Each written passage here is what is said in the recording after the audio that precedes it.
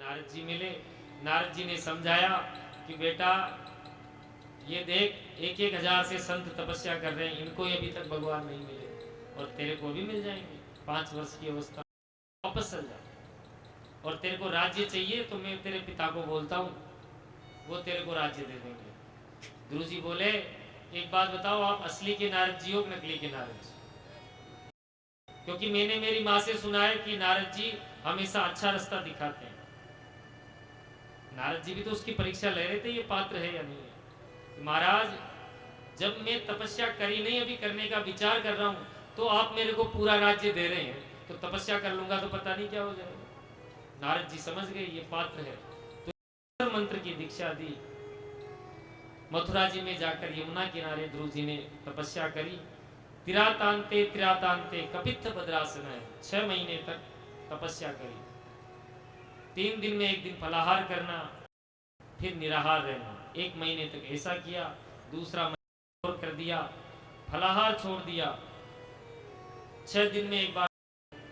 फिर तीसरे महीने में नियम और कठोर कर दिया, केवल जल पीते। फिर नियम कठोर कर दिया। 6 महीने तक रहे, और आखिरी के अंदर तो अपने सीधे पैर के अंगूठे पर हाथ ऊपर करके खड़े हो गए। प्राणायाम खींचा कि सारे सृष्टि का प्राणवायु हो गया। जीव त्राहिमाम करने लगे। भगवान सवार होकर शंख चक्र हाथ में लेते हुए दौड़ चले। तो दर्शन देने के लिए प्रभु नहीं दौड़ रहे, ध्रुव जी के दर्शन करने के लिए प्रभु दौड़ रहे। द्रष्टुम इच्छा दिक्षुता दिदृक्षातया, ये भागवत जी में लिखा है कि भगवान दर्शन की इच्छा से दौड़ लगा रहे हैं। बताओ, भगवान सामने खड़े हो गए, परंतु ध्रुव जी आंखें नहीं खोल रहे हैं, क्योंकि हृदय में भगवान का दर्शन हो रहा है। अब भगवान ने हृदय की छवि को मिटा दिया। छवि मिटते ही ध्रुव जी ने आंखें खोली, तुरंत भगवान दिखे। दर्शन तो हो गए, परंतु बोले क्या? कभी भगवान के चेहरे की तरफ देखे, कभी चरणों में प्रणाम करे, फिर खड़ा हो जाए। 5 वर्ष का बालक क्या करेगा? कैसे स्तुति करूं? तो मूकं करोति वाचालम पंगुम लंघयते गिरम यत्कृपातम हम वंदे परमानंद माधवम। अपना जो शंख था भगवान ने ध्रुव जी के कपोलों से स्पर्श कराया, तुरंत ध्रुव जी में शक्ति आ गई। बोलिए ध्रुव जी भक्त की, भगवान की जय जय श्री राधे। बड़े सौभाग्य की बात है कि आज हमारी कथा के महापौर विष्णु जी पधार रहे हैं। हम उनका व्यासपीठ से स्वागत अभिनंदन करते हैं। कीर्तन योऽन्तः प्रविश्य मम वाचमीमां प्रसूतां संजीवयत्ता। हे प्रभु, आप मेरे अंतःकरण में प्रविष्ट होकर आपने मेरी सोई हुई। भगवान बोले पुत्र वर मांगो। ध्रुव जी को बोलते हैं कि आपके दर्शन से पहले तो बहुत कुछ मांगने की इच्छा थी, सब प्रकार की इच्छाएं समाप्त हो गई। अब किसी भी प्रकार की इच्छा नहीं, मुझे कुछ नहीं चाहिए। भगवान बोले पुत्र, फिर भी तुमने कुछ पाने के लिए तपस्या, तो हम तुम्हें आशीर्वाद देते हैं कि जाओ 4 वर्ष तक तुम यहाँ राज्य करो, और इसके बाद में ध्रुव लोक के अंदर ध्रुव तारे के रूप में स्थापित होना। बोले भक्त वत्सल भगवान की। भगवान के अदृश्य होने के बाद ध्रुव जी को लगा कि जैसे इन देवताओं ने मेरी बुद्धि हर ली, भगवान को प्रकट करके भी मैंने इस नश्वर संसार की कामना की। फिर भी ध्रुव जी लौट आए, और जो ही राज्य में लौटे, जो सौतेली माँ उनको डांट कर भगा दी थी, वही आज स्वागत के लिए पधारी। यह है भगवान की कृपा का चमत्कार। जहां पर कृपा राम की हो, वहां पर कृपा करे सब कोई। बोले भक्त वत्सल भगवान की जय। यश भगवान गुण मित्यादि वीर हरि वसंति भूतानि निम्न पाप इदम स्वयं। भगवान ने कृपा कर दी तो आज सौतेली माँ भी अपने पिता भी दौड़े चले, आते ही ध्रुव जी को राजगद्दी पर बैठा दिया। ध्रुव जी महाराज ने 36,000 वर्ष तक राज्य किया। इनका विवाह ब्रह्मी और इला नाम की 2 कन्याओं के साथ हुआ। उत्कल और वत्सल नाम के 2 पुत्र। इनके जो सौतेली भाई थे उत्तम, उनका झगड़ा यक्षों और यक्षों के हाथ मारा गया। ध्रुव जी ने थोड़ा बदला लिया और सैकड़ों यक्षों को मार दिया। प्रजापति दक्ष आए, ध्रुव जी को समझाया, इनको शांत किया। अब जब 36,000 वर्ष पूरे हो गए, यमराज इनको लेने आए, तो ध्रुव जी महाराज ने यमराज के सर पर फिर रख। ये है भक्ति की शक्ति। यमराज को आना पड़ा, क्योंकि देखो सदैव जा नहीं सकते। तो यमराज आए, प्रभु मैं भी सेवक हूं, मेरा भी करो। तो यमराज के मस्तक पर पांव रखकर ध्रुव जी ने रथ पर चढ़े। इसलिए कहते हैं कि भगवान का नाम जपो। ध्रुव जी महाराज के वंश में प्रथम इन्हीं के पुत्र हुए अंग। बड़े महात्मा थे अंग, परंतु इन अंग के एक पुत्र हो गया। उसका विवाह, बहन का विवाह हुआ मृत्यु की पुत्री सुनीता से।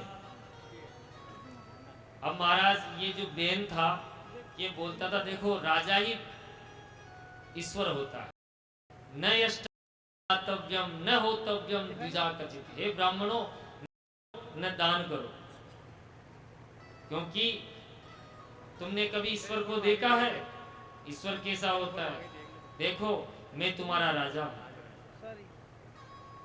मैं ही ईश्वर हूं। राजा के रोम रोम में एक एक देवता का निवास करते हैं। पते सर्व देवमयो नृप है, राजा सभी देवमय होता है, इसलिए मेरी पूजा करो।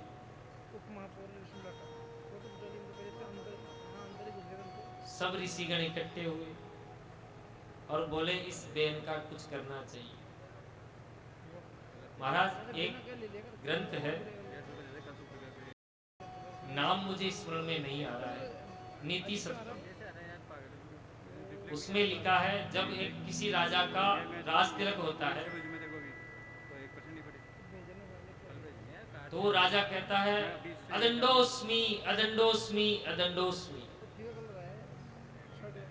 विष्णु जी को संबोधित करके कहूंगा कि जब एक राजा का राज तिलक होता है वो कहता है अदंडोस्मी अदंडोस्मी अदंडोस्मी, यानी मैं अब अदंड हो गया, मुझे कोई दंड नहीं दे सकता।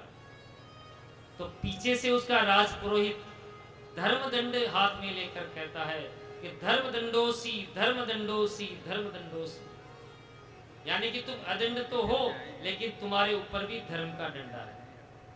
बोले भक्त की, इसलिए राजा को कभी ये नहीं समझना चाहिए कि मैं सर्वोपरि हो गया, उसके ऊपर भी धर्म दंड है। इसलिए कुछ समय भारत की राजनीति ऐसी हो गई थी कि सब अदंड समझने लगे, परंतु ठाकुर जी की ऐसी कृपा हुई कि धर्म। बोले भारत माता की। आप लोग अन्यथा न समझें, कथाएं हैं ये तो ऐसे ही चलती। मैं भाई साहब को ऊपर स्वागत के लिए बुलाना चाहूंगा, फिर कथा क्योंकि आज चल रही है। धीमा धीमा मुझे बता दो, हे प्रभु मुझे बता दो, चरणों में कैसे आऊं, माया के बंधनों से, माया के बंधनों से अब मुक्ति कैसे पाऊं, हे प्रभु मुझे बता दो, हे प्रभु मुझे बता दो।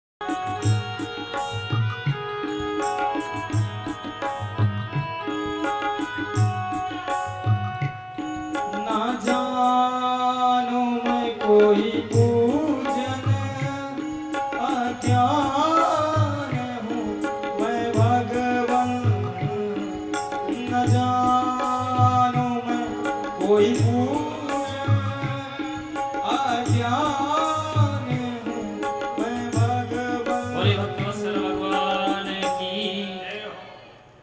तो ये जो बेन हुआ, सब ऋषिगण इकट्ठे हुए और इसी का दोहन, बेन के शरीर को ही दोह दिया और इससे जो दोहन किया तो एक काला काला पुरुष प्रकट हो गया। उसका नाम रखा, यानी चुपचाप बैठ जाओ। तो यही आगे जाकर निषाद के रूप में हुआ। फिर दोबारा दोहन किया तो एक बालक और बालिका का जन्म हुआ। बालक के शरीर पर शंख चक्र गदा पद्म के निशान थे। ऋषियों ने सोचा कि हमारे घर साक्षात प्रभु प्रकट हुए हैं, तो इनका नाम मंथन से हुआ है, इनका प्राकट्य, तो इनका नाम रखा पृथु। पृथु महाराज ने सब नगर ग्रामों की व्यवस्था यथा, सब पर्वतों को लेकर एक जगह, नदियों को एक, पूरे भारतवर्ष को व्यवस्थित किया और इन्हीं पृथु जी के नाम के ऊपर हमारी पृथ्वी का नाम, हमारी धरा का नाम पृथ्वी हुआ। मैत्रेय जी कहते हैं कि में प्राचीन बरही नाम के राजा हुए जो यज्ञों में देते थे। एक दिन नारद जी आए और पुरंजनों ठीक की कि ना राजन, जितने पशुओं की बलि तुमने दी है यज्ञों में, वो देखो ऊपर सब सींग पेने करे प्रतीक्षा कर रहे हैं। प्राचीन बरही बोला, महाराज ये तो सब ब्राह्मणों ने कहा था बलि दो, तब मैंने बलि दी है। कि देखो, जीव हत्या के लिए कोई भी वेद नहीं कहता, कोई भी शास्त्र नहीं कहता, ये सब तुमने खुद के स्वार्थ के लिए किए। तुम्हारे हुई तो तुमने बलि दी, अब क्या करूं कि अब भगवान का भजन करो। प्राचीन बरही की बुद्धि ठीक की और आइए पंचम स्कंद में प्रवेश करते हैं, जहां प्रियव्रत और भगवान ऋषभदेव जी का चरित्र है। जड़ भरत जी के माध्यम से राजा रघुगण को दीक्षा दिलवाई, रघुगण का कल्याण हो गया। और इसी स्कंद में सप्तद्वीप वसुंधरा का, द्वीपों का वर्णन, भूमंडल का वर्णन है, पूरे नरकों का वर्णन है। नरकों का वर्णन करते करते परीक्षित जी डर गए कि महाराज आप ऐसे इतने भयंकर नरक भी हैं, ये हमने नहीं सोचा था। आप कोई दूसरी कथा कहो, आदमी को ऐसे कहो कि नरक में ही नहीं जाना पड़े, ऐसा कोई उपाय बताओ। राजन, त्रिभुवन का अंधकार जहां समाप्त हो जाता है, ऐसा है भगवान का मंगलमय नाम। भगवान का नाम तुम कैसे भी लोगे वो उद्धार हो जाएगा। अच्छा, ऐसा भी होता है, कैसे? तो अजामिलोपाख्यान कहा कि एक अजामिल नाम का ब्राह्मण था, बड़ा वेद पाठी था, परंतु कुसंग के कारण, एक वेश्या के संग के कारण भ्रष्ट हो गया। वेश्या से उसके 10 संतानें हुई, अंतिम संतान का नाम किन्हीं से नारायण रख लिया। यमदूत लेने के लिए आए और अंतिम समय में बड़ा कष्ट पाकर नारायण नारायण चिल्लाया। चिल्लाते ही देवदूत प्रकट हो गए और यमदूतों को डांटकर भगा दिया। यमदूत बोलते हैं, भैया इसका समय पूरा हो गया, हम लेने आए हैं। कि नहीं, इसने भगवान को पुकारा है। कि इसने भगवान को नहीं पुकारा, इसने अपने पुत्र को पुकारा है। कि पुत्र का नाम पहले है कि भगवान का नाम पहले है? भगवान का नाम पहले। तो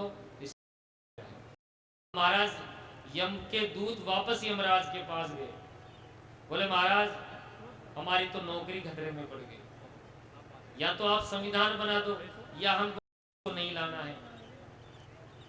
तो यमराज ने बताया कि इस व्यक्ति को नहीं, जिव्यानवक्ति भगवत चेतस्य न स्मृति, से हरि का नाम नहीं निकले, जिसका सिर हरि के चरणों में न झुके, जिसका चित्त हरि के चरण कमलों का चिंतन न करे, बस ऐसे लोगों को ले आना, बाकी और किसी को हाथ भी मत लगाना। भक्तवत्सल भगवान की। तो आज बताओ, नाम की महिमा या भगवान की महिमा? भगवान से बड़ा भगवान का नाम, राम से बड़ा राम का नाम। अब परीक्षित ने कहा, महाराज आपने गुरु जी का चरित्र सुना दिया, सबका सुना दिया, परंतु अब तक जितना सुनाया है, देवताओं की रक्षा करी, मनुष्यों की रक्षा करी, क्या कोई ऐसा भी चरित्र है कि राक्षसों से भी कोई, राक्षसों की शत्रुता ही शत्रुता है? तुरंत सुखदेव जी को चरित्र याद आया कि जो हिरण्याक्ष नाम का राक्षस था, उसका एक भाई था हिरण्यकश्यप। उसने अपने राज्य में पूरी तरह दान धर्म पे पाबंदी लगा दी, भगवान के नाम लेने पर पाबंदी लगा दी, परंतु उसके यहाँ जो पुत्र परम भागवत प्रहलाद जी का प्राकट्य हुआ। जब गुरुकुल में गए तो गुरुकुल में भी सब संगी साथियों को हरिनाम कीर्तन में लगा दिया। गुरुकुल में पिताजी आए कि बेटा सबसे अच्छी बात क्या सीखी? तो प्रहलाद जी ने सोचा कि देखो, गुरुजी तो ये राक्षसी विद्या सिखाते हैं और पिताजी क्या पूछते हैं कि सबसे अच्छी बात क्या पूछी। अब अच्छी बात बतानी पड़ेगी क्योंकि पिताजी अच्छी बात पूछ रहे हैं। तो प्रहलाद जी कहते हैं कि श्रवणम कीर्तनम विष्णु स्मरणम पाद सेवनम अर्चनम वंदनम दास्यम सख्यम आत्मनिवेदनम। नवदा भक्ति का उपदेश को दे दिया। तुरंत संज्ञा मर कि तुम ऐसी शिक्षा देते हो। गुरुजी कहते हैं कि महाराज ये तो पढ़ा पढ़ाया आया है, हमने कोई शिक्षा नहीं दी है, आप थोड़ा सा समय और दो। हिरण्यकश्यप चला गया। अब गुरुजी कहते हैं कि हिरण्यकश्यप प्रहलाद से कि तुझे ऐसी शिक्षा किसने दी? कि गुरुजी आप ही गलत शिक्षा देते हो, आओ आप भी हमारे साथ हरिनाम कीर्तन करो। तुरंत दोबारा क्लास लगाई। अब 1 वर्ष के बाद में पुनः हिरण्यकश्यप वहां आया तो भी कि बेटा अब सबसे अच्छी बात कौन सी सीखी? प्रहलाद ने गुरुजी से कहा, देखो गुरुजी, तुम तो इतनी राक्षसी विद्या सिखाते हो और पिताजी आते ही सबसे पहले पूछते हैं और तुम बुरी बुरी बातें सिखाते हो, इसको मारना, इसको पीटना। प्रहलाद जी कहते हैं, पिताजी ब्रह्म सत्यम जगत, ये ब्रह्म सब असत्य है, केवल हरि नाम का आश्रय लेने से प्राणी इस जगत से तर जाएगा, संसार से तर जाएगा। तो हिरण्य चढ़ गया। कितने अत्याचार छोटे से बालक प्रहलाद जी पहाड़ से गिराया, जले हुए उबलते हुए तेल के कढ़ाई में डाला। जी की भगवत कृपा से कुछ नहीं हुआ। अंत में उनकी जो बहन थी हिरण्यकश्यप बोली, भैया एक बार मेरे को भी मौका दे दो, मुझे अग्निदेव का आशीर्वाद है। गोद में लेकर बैठी, होलिका तो जल गई परंतु प्रहलाद जी बच गए। बोले भक्तवत्सल प्रहलाद की। देखो गति थोड़ी तेज ही रहेगी, ध्यान से सुनो। अब महाराज जो उसकी जो धूली थी होलिका, उसको उड़ाकर जो प्रहलाद जी के मंडली के थे वो खूब होली खेलने लगे और हिरण्यकश्यप की मंडली के कीचड़ फेंकने लगे एक दूसरे पर। आज भी होली के दिन कुछ लोग कीचड़ से होली खेलते हैं तो उनको देखकर कौन सी मंडली के हैं, और जो रंग गुलाल से खेलते हैं वो प्रहलाद जी के मंडली। बोले भगवान की। अब साहब जब होलिका फेल हो गई तब हिरण्यकश्यप बोलता है कि बेटा ये पिताजी जो सबको बल देते हैं उसी से मुझको भी बल मिलता है, जो आपके हाथों को बल देने वाले हैं उसी से मुझे बल मिलता है। तो तेरा ऐसा भगवान रहता कहाँ है? पिताजी सब जगह रहता है, आप ध्यान करो, आपके अंदर भी रहता है, मेरे अंदर भी रहता है, सब में, सबके अंदर भी रहता है। तो क्या इस खंबे में भी है कि हाँ पिताजी आप मन में भावना बनाओ तो इस खंबे में भी मिल जाएंगे। अच्छा इस खंबे में है, उठाई खंबे पे प्रहार किया, खंबो फाड़ कर भगवान नरसिंह का प्राकट्य हुआ। बोले नरसिंह भगवान की जय। भगवान नरसिंह का प्राकट्य होते ही एक बार तो हिरण्यकश्यप डर गया क्योंकि विकराल रूप में थे। तुरंत नरसिंह भगवान ने हिरण्यकश्यप से युद्ध करना प्रारंभ किया। युद्ध करते करते दोपहर 12 बजे नरसिंह भगवान का प्राकट्य हुआ। संध्या काल हो गई। इधर देवता लोग कहते हैं प्रभु जल्दी कीजिए, रात्रि काल में राक्षसों का बल ज्यादा हो जाता है। भगवान ने आंखें तेरते हुए कहा पहले देते हो और फिर कहते हो जल्दी करो। जो ही संध्या काल हुई हिरण्यकश्यप को देरी में ले जाकर अपने घोड़े पर लिटा दिया। हिरण्यकश्यप बोलता कि मैं ऐसे मरने वाला नहीं हूँ, मैं अजर अमर हूँ। कैसे अमर है? कि मुझे ब्रह्मा जी से वरदान प्राप्त हुआ है कि न मैं मानव से मरूंगा न पशु से मरूंगा। मुझे देख मैं कौन हूं, मैं न तो नर हूं न पशु हूं। नीचे का शरीर नर का है, ऊपर का पशु का, मैं नर। तो महाराज रुको, एक वरदान और लिया है, न भीतर मरूंगा न बाहर मरूंगा। तो देख कहां बैठा है, बीच देहरी के अंदर। एक वरदान और है, न ऊपर मरूंगा न नीचे, न तू मेरी जंगा के ऊपर है। मैंने एक वरदान और लिया है, मरूंगा न शस्त्र से। भगवान बोले ये मेरे नाखून देख, न अस्त्र है न शस्त्र है, पर तेरे लिए पर्याप्त है। बोले प्रभु न रात में मरूंगा न दिन में, ये संध्या काल का समय है। अब तो वो घबरा गए। बोले महाराज रुको, एक वरदान है कि मैं भगवान के बनाए हुए बाल किसी महीने में नहीं मरूंगा। भगवान बोलते हैं ये 13वां महीना अधिक मास चल रहा है, स्पेशल तेरे लिए ही बनाया है। बोलिए भगवान की। ब्रह्मा जी के समस्त वरदानों की रक्षा, और ठीक संध्या काल में अपने नाखूनों से हिरण्यकशिपु का पेट चीर दिया, उसकी आंतों की ही माला बनाकर गले में डाल ली, प्रहलाद जी को गोद में लिया स्नेह से। अब प्रहलाद जी छोटे से बालक भगवान की स्तुति कैसे करें। भगवान अपनी जीभ से प्रहलाद जी के शरीर को चाट रहे हैं। जितनी भी गंदगी है, काम क्रोध लोभ मोह मद मात्सर्य, जीभ से चाट के निकालते हैं। जैसे एक नवजात शिशु जब किसी गाय की बछड़ा बछड़ी होता है तो अपनी जीभ से चाट कर उसकी सारी गंदगी मिटा देती है, तो वत्स को चाटने से वो वत्सला हो जाती है। भगवान भी भक्त वत्सल है, भक्त को अपनी जीभ से चाट समस्त गंदगी। बोले भक्त वत्सल भगवान, ये अर्थ है भक्त वत्सलता का। भगवान भक्त वत्सल है। एक भक्त के देखो काम क्रोध लोभ मोह मद मात्सर्य न जाने कितनी गंदगियां, ये मिटती नहीं है, छुप सकती हैं पर ये कभी मिटती नहीं है। इनको मिटाना भी नहीं चाहिए, बस इनको भगवान की तरफ मोड़ दो। आपको लालच हो तो करने का लालच करो, उनकी कथाएं श्रवण करने का लालच। ईर्ष्या भी रखो तो भी भगवान से रखो।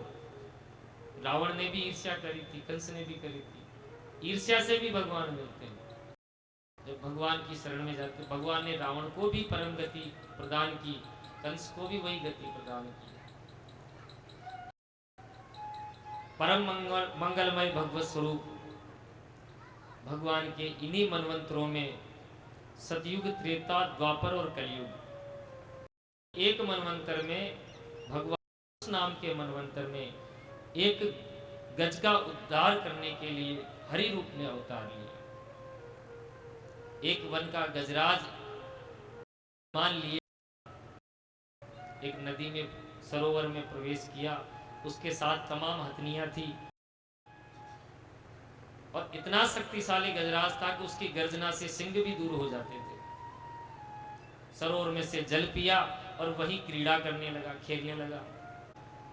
उसी जल में एक मगर रहता था, अपने घर को गंदा होते हुए देखकर क्रोधित हो गया और नीचे से ही जाकर गजराज के पैर पकड़ लिए और वहीं बैठ गया।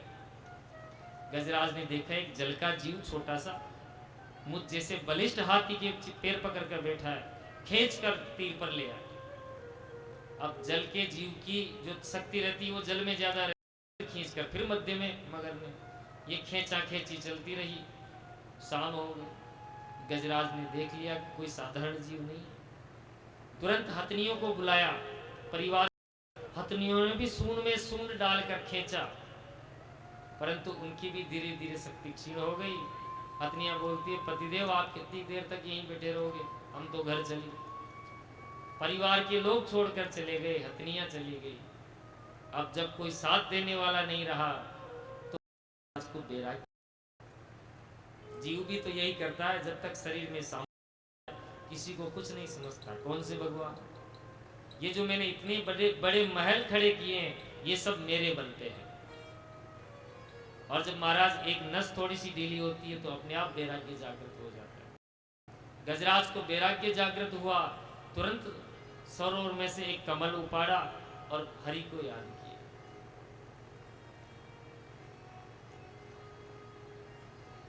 यह है गजेंद्र मोक्ष, श्रीमद् भागवत के 8वें स्कंद में आता। जीव के जीवन में भयंकर कष्ट हो तो इस गजेंद्र मोक्ष होना चाहिए, ऐसी इसकी है कि तुरंत मिट जाता है। अद्भुत स्तुति की गजराज ने।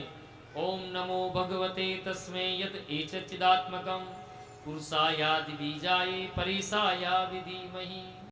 गजराज बोला, हे प्रभु, इस जगत के मूल कारण आप ही हैं, पालन करने वाले, संग्रहण करने वाले, उस परम तत्व को मेरा प्रणाम है।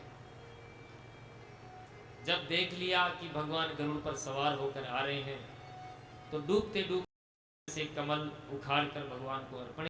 भगवान ने सुदर्शन चक्र छोड़ा और सबसे पहले मगर का मस्तक काटा। पुकारा किसने था? गजराज ने। और उद्धार किसका किया? मगर का। तात्पर्य के चरण भी पकड़ के आप बैठे रहोगे तो उस वक्त से पहले आपका उद्धार होगा। दास का तो उद्धार होता ही होता है, दासानुदास का सबसे पहले उद्धार होता है। बोले भक्त वत्सल भगवान की। गजेंद्र का उद्धार किया। ये गज और ग्राह कौन थे? ये पूर्व जन्म के शापित थे। ग्राह था वो हुहू नाम का गंधर्व था। एक बार नदी में स्नान, देवल ऋषि जल चढ़ा रहे थे, पैर पकड़ लिया जल में घुसकर गए, महाराज डर गए तो महाराज ने श्राप दे दिया कि मगर की तरह पैर पकड़ रहा है, जा मगर ही हो जा। बोला, महाराज मैंने भक्त के पैर ही तो पकड़े थे। मुनि प्रसन्न हो गए, जा इसी तरह पैर पकड़ते रहना, तेरा भी उद्धार हो जाएगा। और ये जो गजराज था ये इंद्रद्युम्न नाम का राजा था। अगस्त्य मुनि को देखकर भी इसने अनदेखा कर दिया। बोला, हाथी की तरह बेटा जा, हाथी हो जा। भगवान ने इन दोनों का उद्धार किया। एक बार दुर्वासा जी को भगवान की माला प्रसादी में जा रहे थे, इंद्रदेव सामने आए, जी आगे जाकर वापस पीछे आए कि देखो तो सही इंद्र के गले में माला कैसी लगती है। उन्हें आया, देखा तो वो माला हाथी की सूंड, और हाथी तो पशु था, उस माला को तोड़ दाड़ के नीचे फेंक। को आप लोग सब जानते हैं, सबसे खतरनाक ऋषि है। श्राप दिया कि जा तेरी श्री, तेरी ऐश्वर्य पाताल में चले जाए। कि दुर्वासा जी का श्राप लगा है। तुरंत हमला बोल दिया स्वर्ग पर, सब दिया। अब सब देवता हाथ जोड़ के भगवान नारायण के पास पहुंचे। ज्यादा हो जाए तो कोई दिक्कत थोड़ी है, नहीं बता देना आप लोग,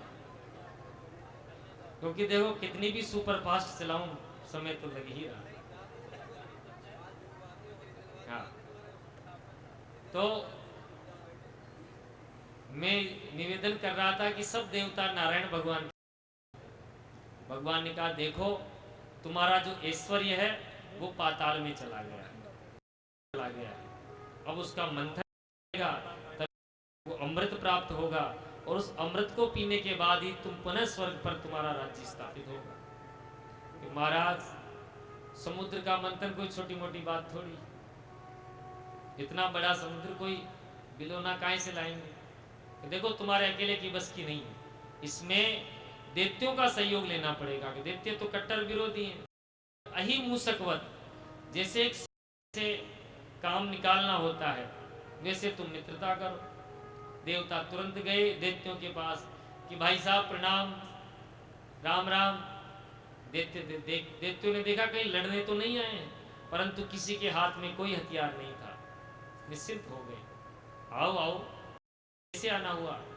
देवता लोग बोलते कि एक बात बताओ, तुम हमारे भाई हो कि नहीं, पहले तो ये बताओ।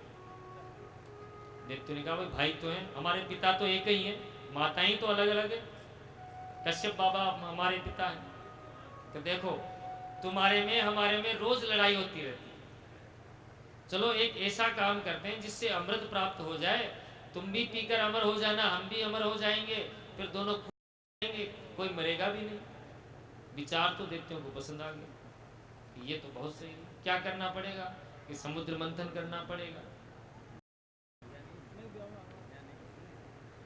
तो समुद्र मंथन करने चले सबसे पहले मंदराचल पर्वत को उठाया, पर गणेश जी का पूजन नहीं किया तो मंदराचल पर्वत गुड़ गया। उसके नीचे 2-4 दैत्य तो स्वाहा हो गए। दैत्य एक तरफ खड़े हो गए, भैया ऐसा समुद्र मंथन हमको, तुम्हारे मंथन तुम ही करो, अभी तो शुरुआत ही नहीं हुई। नारायण ने अपने हाथ के अंदर मंदराचल पर्वत उठाकर, परंतु जैसे ही रखा हुआ नीचे डूबता जा रहा था, तो भगवान ने कच्छप रूप लेकर नीचे उसको आधार दिया। की अब रस्सी का प्रबंध करो। तो वासुकी नाग से प्रार्थना की, भैया तुम रस्सी बन जाओगे। वासुकी नाग बोलता है कि अमृत पिए कोई और, हम ऐसे हमको शरीर को नहीं छिलाना, अमृत में हिस्सा मिले तो अमृत के भैया तुमको भी हिस्सा देंगे, नाराज मत हो। अब रस्सी भी मिल गई, वासुकी नाग मंदराचल के चारों तरफ लपट गया। अब जो मुंह की तरफ लगेगा उसकी तो बड़ी विडंबना हो जाएगी। क्या कहते हैं कि देवताओं तुम श्रोत्रिय अच्छे कुल के पैदा होने वाले हो, बड़े हो, जाओ तुम हो, और देते हो तुम पीछे की तरफ लगे। सब राक्षस बोले मंथन हो चाहे मत हो, मुंह की तरफ तो हम ही लगेंगे। अरे भाई नाराज क्यों होते हो, तुम लग जाओ। तो सब राक्षस मुंह की तरफ लग गए और पूंछ की तरफ देवता लग गए। समुद्र मंथन होने लगा। जो 2-4 रगड़ हुई तो ही काला काला जहर फुफकारे निकली, सब दैत्यों का शरीर काला हो गया। अब दैत्य बोले भाई बड़ा बनने में तो बड़े झंझट हैं, छोटे ही रहते। बड़े पछताए, बड़े बनने में बड़े झंझट। मंथन प्रारंभ हुआ, कुछ ही समय बाद में कालकूट विषाग्नि प्रकट हो गई। सब जलचर थरचर छटपटाने लगे। देवता घबरा गए, क्या हुआ?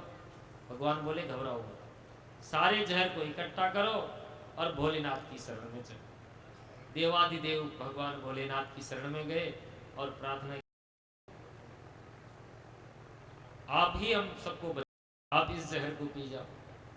बोले बाबा कहते भवानी देखो क्या कह रहे हैं, जहर पीने के लिए पी लूं कि प्रभु आप वही करो जिसमें पूरे जगत का, तो क्या तुम्हें ये तो नहीं कर रही, तो नहीं पीऊं ये भी मैं नहीं कर रही। ठीक है देवी, तो राम नाम का आश्रय लिया, रा बोलते ही मुंह खुला और मैं कहते ही बंद किया। परंतु जो ही ध्यान आया कि मेरे हृदय में भगवान नहीं, तो उस विष को अपने कंठ में ही रोक लिया और नीलकंठ कहलाए। बोले नीलकंठ भगवान की जय। नाम के प्रताप से विष को भी भगवान ने बना लिया। ये साधुओं का आभूषण है परमार्थ करना। उन्हें भोलेनाथ की जय जयकार बोलते हुए अब की बार कामधेनु गाय प्रकट हुई, ऋषियों को दे दी, यज्ञ आदि करने। पुनः मंथन हुआ, चंद्रमा प्रकट हुए, शीतल है, भोले बाबा ने जहर पिया है तो लेना चाहिए। कैलाश में स्थापित है। चंद्रमा मस्तक पे रहने के कारण भगवान का नाम चंद्रमौली पड़ा। मंथन प्रारंभ हुआ, उच्चे श्रवा घोड़ा निकला। राक्षस बोले इसे हम लेंगे, देवता बोले हम लेंगे, फिर राक्षस बोले नहीं, फिर तो मंथन नहीं होगा, चलो भाई देखते हो तुम रख लो। पुनः मंथन हुआ, ऐरावत हाथी निकला। दैत्य बोलते इसे हम लेंगे, देवता बोले हम लेंगे। भगवान बोले देखो बेईमानी तो करो मत, तुमने अभी घोड़ा ले लिया, अब हाथी को ले। ऐरावत हाथी देवताओं को मिला। दैत्य देखे यार तो नुकसान में रहेगा, पहले ही हाथी से ऊंचा। पुनः मंथन हुआ, कौस्तुभ मणि निकली, भगवान नारायण ने स्थापित की। रंबादिक अप्सराएं आई, सब बोले हम लेंगे हम लेंगे। भगवान बोले इसको स्वर्ग में रख दो, जिसका स्वर्ग उनकी वही। परिजात वृक्ष निकला, वो भी स्वर्ग में भेज दिया। अब की बार मंथन प्रारंभ होते ही समान अचानक बिजली चमकी और उस अपार जलराशि के मध्य से भगवती श्री लक्ष्मी हुआ। बोले लक्ष्मी मैया की। इससे पहले नहीं थी। एक लक्ष्मी नारायण के संवाद हो रहा था, प्रभु सब लोग अपनी एनिवर्सरी मनाते, हम लोग भी तो मनाएं। भगवान बोले कि अपनी कोई शादी की तारीख ही फिक्स नहीं है, षष्ठी का अपना कोई जन्म से मनाएगा नहीं, मननी तो चाहिए। ठीक है देवी, तुम समुद्र को अपना पिता मानकर प्रविष्ट हो जाओ, समय आने पर समुद्र मंथन होगा, फिर हमारी वही विवाह हो जाएगा, तो उसी को एनिवर्सरी मना लेंगे। दीपावली के दिन प्रदोष काल में प्रादुर्भाव घर पे शाम के समय प्रदोष काल में लक्ष्मी जी, दुर्वासा जी को देखा, बहुत तपस्वी ऋषि हैं, परंतु गुस्सा नाक पे बैठा रहता है, फेल कर दिया। बोले बाबा चिमटा गाड़े बैठे थे कि देखो कर्पूर गौरम करुणावतारम, पर इनका वेश बड़ा अमंगल, वेश अमंगल है, एक एक सबको फेल करती हुई जा रही है। आखिरी के अंदर कोने में भगवान नारायण है, वो पंक्ति में नहीं है, उनकी देखो इनके कामना, परंतु ये दोष नहीं, गुण ही है। जो लक्ष्मी के पीछे भागता है लक्ष्मी उसको कभी नहीं मिलती, और जो लक्ष्मी को छोड़कर नारायण के पीछे भागता है लक्ष्मी उसकी दासी बन जाती है। ये मूल मंत्र है। भगवती लक्ष्मी ने देखा इनका स्वभाव भी सुंदर है। मंगलम भगवान विष्णु मंगलम गरुड़ध्वज मंगलम पुंडरी मंगलायस्तनो हरि। उन भगवती लक्ष्मी ने हरि की डाली और भगवान लक्ष्मी नारायण हो गए। बोले लक्ष्मी नारायण भगवान की जय। पुनः आरंभ हुआ, अब की बार वारुणी प्रकट हुई। दैत्य बोले हम लेंगे, भगवान बोले तुम ही ले जाओ, तुम्हारे ही काम की। पुनः मंथन प्रारंभ हुआ, तो अब की बार धन्वंतरी भगवान अमृत का कलश लेकर प्रकट हो गए। धन्वंतरी भगवान की, जो ही धन्वंतरी भगवान प्रकट हुए, दैत्य में मार झपट्टा छीन कर भाग गए, और देवता बेचारे सीधे साधे ले गयो ले गयो ले गयो ले गयो, देखते रह गए। भगवान बोले चिंता करने की आवश्यकता नहीं है। दैत्य ले तो द्वारे के अंदर उलझ गए। अहम पूर्वम न तो मिति प्रभु, यानी मैं बड़ा हूं, पहले मैं पीऊंगा, ले तो हो सका। अब भगवान ने इसका फायदा उठाया, सुंदर मोहिनी का रूप बनाया, और मोहिनी रूप बनाकर कमल का पुष्प हाथ में लेकर पुष्प घुमाते हुए, कमर मटकाते हुए, सबके चित्त को चुराते हुए पहुंच गए। भगवान के उस दिव्य रूप को देखकर सब दैत्य रूप सौंदर्य की महिमा गाते गाते सब चारों तरफ हो गए, और मोहिनी भगवान के सामने आकर बोले हे कमल नयनी, आप कौन हैं, कहां से आई हैं, कहां जा रही हैं, और यूं अकेले अकेले क्यों घूम रही हैं, क्या तुम्हारा विवाह नहीं हुआ? मोहिनी भगवान मुस्कुराते हुए पूछते हैं कि मेरी जन्म कुंडली लेने वाले तुम कौन हो भाई? दैत्य बोले कि हम ऐसे वैसे नहीं है, कश्यप या कृत पौरुषः, हम कश्यप ऋषि के पुत्र हैं, और देखो अपने पौरुष से हमने समुद्र मंथन करके ये अमृत प्रकट किया है।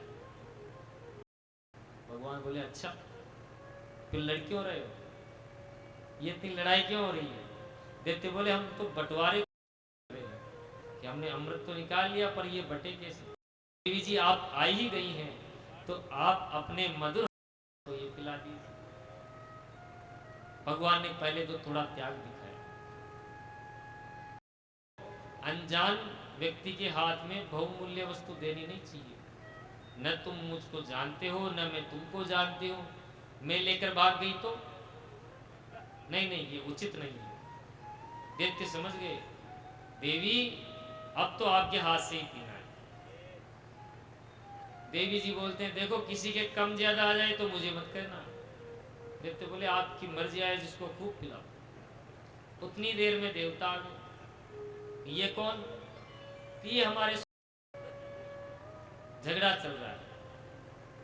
अच्छा तो देखो दैत्यों, मैं देख रही हूं कि ऊपर ऊपर तो पानी तिर रहा है, शब्दों पे ध्यान देना, ऊपर ऊपर तो पानी तिर रहा है, और अमृत जो है ना इसका वो नीचे बैठ गया। अब ऐसा करो पानी तो, और जो रहेगा। अब दैत्य तो सब रूप मोहिनी में सब मोहित थे, ऐसा तुम कहो, चलने दो दिया। दैत्य तो अमृत पीने, देवता तो अमृत पीने लगे, और दैत्य सब रूप पीने लगे की तरफ वो वैसे ही मोहित होते रहे। एक थोड़ा सा होशियार दैत्य था, वो समझ गया, आदित्य समझ गया, देवताओं की पंक्ति में घुस गया, अमृत पी लिया, ने पहचान लिया भगवान नकली है। भगवान को पता लगते ही तुरंत सुदर्शन चक्र से उसका मस्तक उड़ा दिया। चूंकि वो अमृत पी चुका था, इसलिए राहु केतु के रूप में आज भी सूर्य चंद्रमा को ग्रसता है। तभी भगवान अंतर्धान हो गए, देवासुर संग्राम हुआ। चूंकि देवता अमृत पी चुके थे, मरे नहीं, और असुरों को स्वर्ग खाली करना पड़ा। सुखदेव कहते हैं, परीक्षित, देवता अमृत पान कर चुके थे, बलशाली थे, इसलिए सारे दैत्यों को चुन चुन कर समाप्त कर दिया, मार दिया। दैत्यों के गुरु शंकराचार्य जी ने अपनी मृत संजीवनी विद्या से सबको वापस जीवित कर दिया, और दैत्यों के राजा बलि को बुलाकर कहा कि देखो, मैंने अपनी मृत संजीवनी विद्या से तुमको जीवित कर दिया, अब जैसा मैं कहूंगा वैसा तुमको करना पड़ेगा, तब तो स्वर्ग पे वापस तुम्हारा अधिकार हो जाएगा। ठीक है प्रभु, जैसा आप कहो वैसा। कि इन देवताओं को जो बल मिलता है ना, वो यज्ञ से मिलता है। तुम भी यज्ञ करो, खूब ब्राह्मणों को प्रसन्न करो, खूब भंडारे चलने दो। अब तो महाराज ब्राह्मणों को बड़ी बड़ी दंडवत होने लगी। अब ब्राह्मण तो बोले वाले, थोड़ा सा जिमा दोगे ना तो सुखी रहो, कल्याणमस्तु, पता नहीं ढेरों आशीर्वाद निकल जाता है। खीर मालपुआ से मान लो 1 करोड़ का आशीर्वाद दे लेते हैं। बोले भक्त वत्सल भगवान की। बलि बोलता है का राजा कि बस महाराज, हमें तो कुछ नहीं चाहिए ब्राह्मणों से, कि आपका आशीर्वाद चाहिए। ब्राह्मण खूब तथास्तु कल्याणमस्तु। बलि ने ब्राह्मणों को प्रसन्न कर लिया। बलि ने ब्राह्मणों से कहा, महाराज आपका आशीर्वाद प्रदान कीजिए। ब्राह्मण बोलते हैं कि बलि, यदि तुम्हारे सामने दैत्यराज इंद्र भी आ जाए तो उसे पड़ेगा, ये हम सब ब्राह्मणों का आशीर्वाद है। बलि गदगद हो गया, बैठकर स्वर्ग। उस रथ से इतना दिव्य तेज निकल रहा था, उसको तेज को देखते ही इंद्र अपना इंद्रासन छोड़कर भाग गए। उस तेज से करोड़ों सूर्य। अब वापस नारायण प्रभु की शरण में गया। भगवान बलि को जो बल मिल रहा है वो ब्राह्मणों से मिलता है, और अभी तक इसके 100 यज्ञ पूरे हुए नहीं है। जब तक 100 यज्ञ नहीं होंगे तब तक वो इंद्रासन पर परमानेंट नहीं बैठेगा। इधर बलि नर्मदा नदी के तट पर बैठकर एक एक यज्ञ करना प्रारंभ कर दिया। उधर देव माता अदिति दुखी है, क्योंकि उसके पुत्र मारे मारे फिर रहे हैं। कश्यप जी ने कहा, देवी तुम्हें एक व्रत करना पड़ेगा। ये फाल्गुन मास के शुक्ल पक्ष में करने वाला व्रत है। इसको पयोव्रत कहते हैं, केवल दूध के आहार से। इस व्रत के प्रभाव से अदिति मैया के, कश्यप जी के घर पर भगवान स्वयं भगवान का अवतरण हुआ। और ये भगवान कौन थे? स्वयं बामन भगवान का अवतरण हुआ। बोले बामन भगवान की। बामन अंगुल के मात्र बावन भगवान का प्राकट्य हो रहा है। आइए हम भी बावन भगवान के प्राकट्य का इसमें झांकी का दर्शन कर। तो बामन भगवान का था, स्वयं विधाता वहां प्रकट हो गए और अपना कमंडलू बामन भगवान को दे दिया। अदिति मैया ने लंगोटी पहनाई, कश्यप जी ने मेखला पहनाई, सरस्वती मैया ने रुद्र भेंट की, चरण पादुका भेंट की, आकाश ने छत्र भेंट किया, कुबेर जी ने भिक्षा पात्र भेंट किया और अन्न भिक्षा दी। आज जो भी बामन को भिक्षा देगा उसके अन्नपूर्णा का आशीर्वाद रहेगा। बृहस्पति जी ने गायत्री मंत्र कान में फूंका और यज्ञोपवीत धारण कराया। बोलिए बामन भगवान की जय। एक बार बीच में जगह दे दो आने के लिए। तो चलने आया बामन का भेष बनाया, बलि को चलने आया बामन।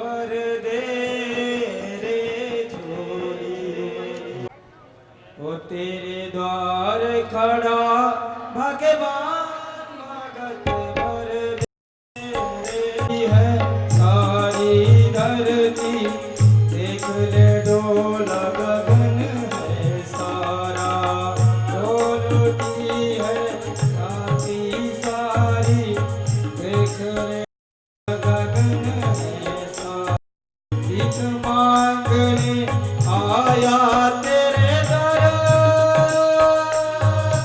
जगत का पालन हारा रे, पालन हारा। तू आज मेरा मेहमान, तू आज मेरा मेहमान, जरा कर चोरी हर खड़ा भगवान भगत कर दे रे, भगत कर दे रे। बोलिए भक्तवत्सल भगवान की जय हो। देखिए वामन भगवान का प्राकट्य हमारे बीच में हो चुका है और बड़े सौभाग्य की बात है कि जब बलि के यहाँ मांगने जाते हैं सर्वस्व छीन लेते हैं। कल कथा में आप श्रवण करेंगे दान का बड़ा महत्व, दान जितना महत्व किसी का नहीं, क्योंकि भगवान बड़े हैं लेकिन बलि ने उनको भी दान देकर सबसे बड़ा दानी होने का सौभाग्य बलि ने प्राप्त किया। आज भी कोई सीमा पर अपना शरीर छोड़ता है, शहीद होता है, उसका नाम होता है बलिदान। बलि का नाम उससे भी ज्यादा बड़ा, आज भी बलि का नाम चल रहा है। ये जो लोभ मोह का जो हमारी 10,000 भुजाएं होती है, यहाँ से कमा लो वहाँ से करो, तो ये जो फरसे से ये जो भुजाएं कटती है ये पूजा है दान की, वो फरसा दान का। तो आप भी बलि की तरह दानी बनकर, हमें कुछ ज़्यादा नहीं चाहिए, गोपुष्टि महायज्ञ जो गायों की पुष्टि के लिए हो रहा है, आप इसमें यथायोग्य सहयोग करें और बलि की तरह बलिदानी बने। बोले भागवत भगवान की जय हो। सब आरती के लिए खड़े हो जाइए, सभी खड़े हो जाएंगे और प्रेम से धीरे, देखो बहुत बड़ी आरती है, सबका नंबर आता है, जल्दीबाजी नहीं करें आरती में, बहुत बड़े बड़ी भाव आरती से है, आरती बहुत के बड़ी साथ आरती में। है। धक्का मुक्की न करें और बढ़िया महिलाएं एक तरफ आ देवता वसवो देवता रुद्रा देवता विद्या देवता मरुतो देवता विश्वे देवा देवता बृहस्पति देवता वरुणो देवता।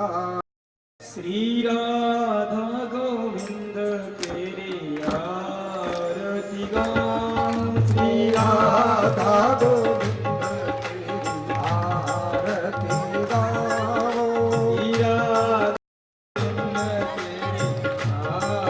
तेरी आरती, तेरी आरती गाओ, आरती गाऊं, आपको रिझाऊं, आरती गाओ, आपको रिझाओ,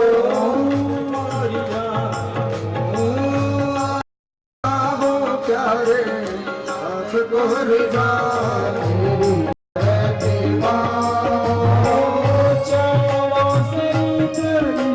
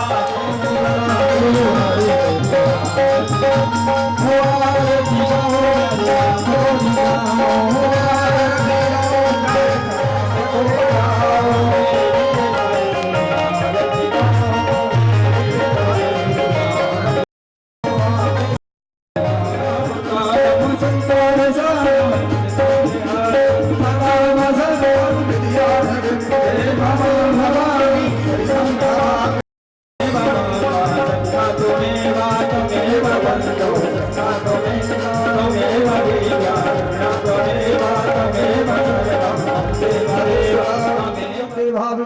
सर्वात्मा विवंदना हस्तशुद्धिं विदाय मंत्रपुष्पाञ्जले हरि ओम जगनेन जगन्मय दन्तदेवा स्थानि धर्माणि प्रथमन्यासन्ना महिमानः सदन्तयत्र पूर्वे सात्याः सन्ति देवाः हरि ओम दन्ताय धीमहि तन्नो दन्तिः प्रचोदयात् हरि ओम नन्दनन्दनाय विदिका भकुलचम्पकपाटलाब्जै पन्नङ्गयाति करवीलरसालपुष्पै बिल्वालसी दलवालतीभिः तु मनोरथा नायानि कानि च पापानि मन्त्रपुष्पाञ्जलिं समर्पयामि जन्मान्तरकृतानि च तानि सर्वाणि नश्यन्तु प्रदक्षिणामेति कृत्याम् द्वीपाजिनो विरहकातर आजुहाव मय भूभिनेदो तं सर्वजितोभं देवता द्वितीया देवता मरुतो देवता विश्वे देवता बृहस्पतिर्देवता देवता वरुणो देवता श्री भगवान की आत्मयों को पाप से तारती श्री भागवत भगवान की आरती पाप से तारती ये अमर ग्रंथ ये मूर्ति पंथ ये पंचम वेद निराला नव ज्योति जगाने वाला ये अमर ग्रंथ ये मोक्ष बनारती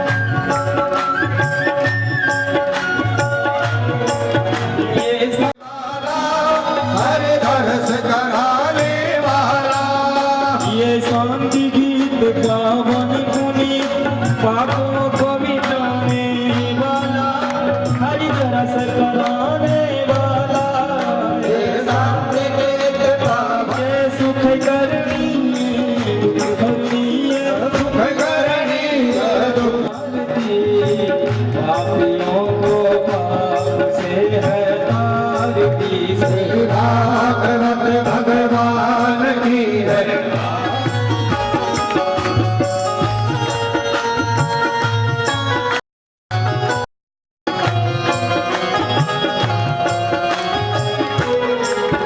ये मधुर बोल सतपंथ खोल सन्मार्ग दिखाने वाला भगवान की है आरती पापियों को पाप से है तारती श्री भागवत भगवान। अब तक आपने श्रवण किया कि कश्यप और अदिति ने तपस्या करके वरदान प्राप्त किया था भगवान को पुत्र के रूप में प्राप्त कर, और अदिति मैया ने पयोव्रत के प्रभाव से शुक्ल किया जाता है 12 दिन तक का व्रत है जो कि पान के अलावा कुछ आहार नहीं, इसलिए इसको पयोव्रत कहते हैं। तो कालांतर में भाद्रपद शुक्ला द्वादशी, अब जो ये द्वादशी आएगी अमावस्या के बाद, ठीक इसी दिन अभिजीत के मध्याह्न 12 बजे अदिति के गर्भ से भगवान वामन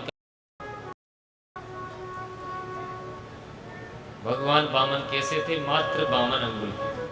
कल आप वामन भगवान के दर्शन भी, इतने से 52 भगवान, जो सुंदरता जो छवि कल आप सभी को दिख रही थी, ठीक वैसे ही वामन भगवान प्रकट हुए। और जब बृहस्पति जी ने उनका यज्ञोपवीत संस्कार करवाया, दक्षिणा लेकर आए सबसे, अन्नपूर्ण मैया ने भिक्षा भेंट, ने छत्र भेंट किए, सभी देवताओं ने यथाशक्ति भिक्षा डाली और अंत में बृहस्पति जी के पास जब भिक्षा लेकर आए तो बृहस्पति जी कहते हैं कि चेला जी, इतनी सी भिक्षा से काम नहीं चलेगा, कि हमें त्रैलोक्य की संपत्ति